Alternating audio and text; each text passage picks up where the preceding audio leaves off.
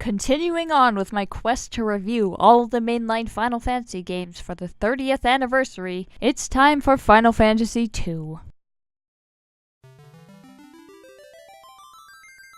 After the success of the first Final Fantasy basically saved Squaresoft, Sakaguchi went from planner to director for the second iteration, and instead of copying the first game, he decided to take things in a fairly different direction.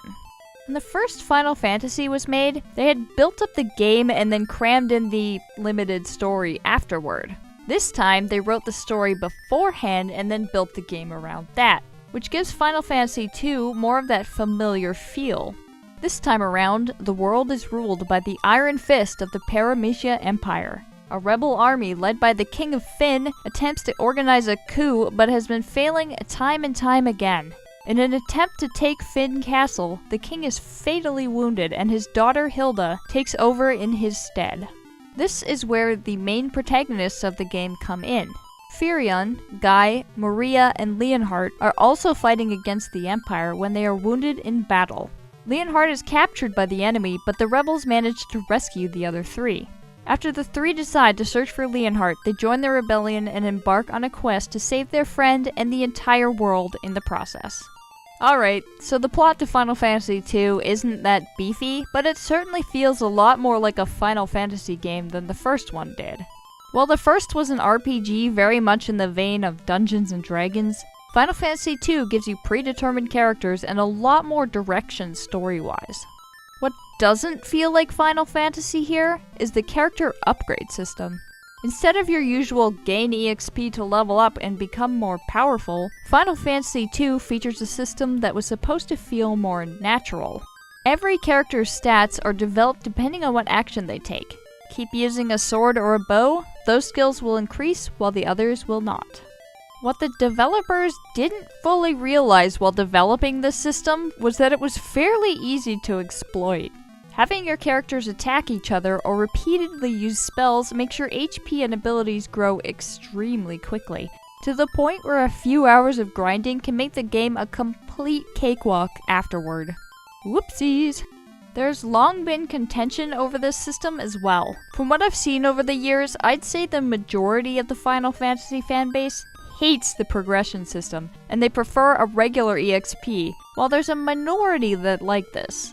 For myself, I'd say that I like the progression system in a gimmicky sort of fashion, but I wouldn't really want it to be present in the other titles. It's an interesting experiment, but it never really worked right. It's kinda like Final Fantasy VIII in that regard. Another interesting addition was the keyword and item system. Over the course of the game, certain people will tell you special keywords or give you special items that can be said or given to other characters in order to progress the story. A major keyword in the game is Wild Rose, which is the code name for the rebellion, and telling certain characters in the game is the key to getting hints or unlocking important events. The battle system itself is not all that dissimilar to the first game, but it was tweaked into a form that it really stayed with for many years afterward. The screen division is gone and now just shows the enemies and players together in rows. The developers also added the ability to put characters in the front or back rows, a staple in most Final Fantasy games. Nothing else in the battle system has any real major changes. You still get the usual inputs, such as attacking or running away, and magic is still purchased through various shops in the game.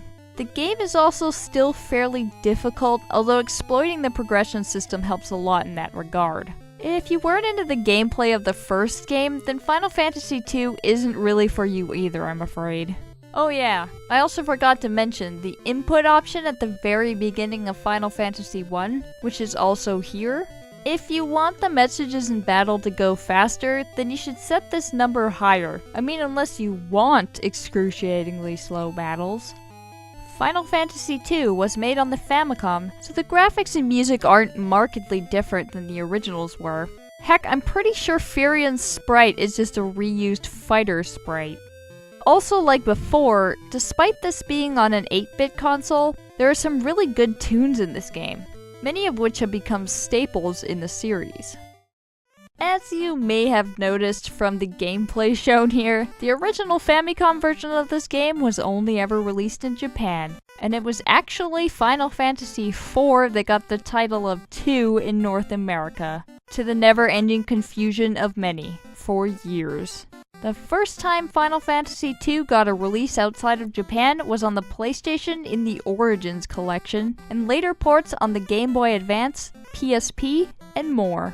If you want to try out Final Fantasy II and you don't want to play the original, I recommend the PSP version above the rest, and urge you to stay away from the Origins collection. It's far too leggy to bother with.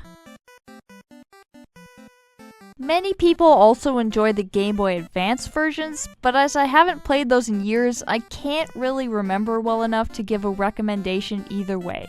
In the end, this one gets the same recommendation as the first. If you want to see the history of the series, then check it out, but be sure to check your modern expectations at the door, even with the remakes. They've prettified a lot of the game, but this one is old school, through and through.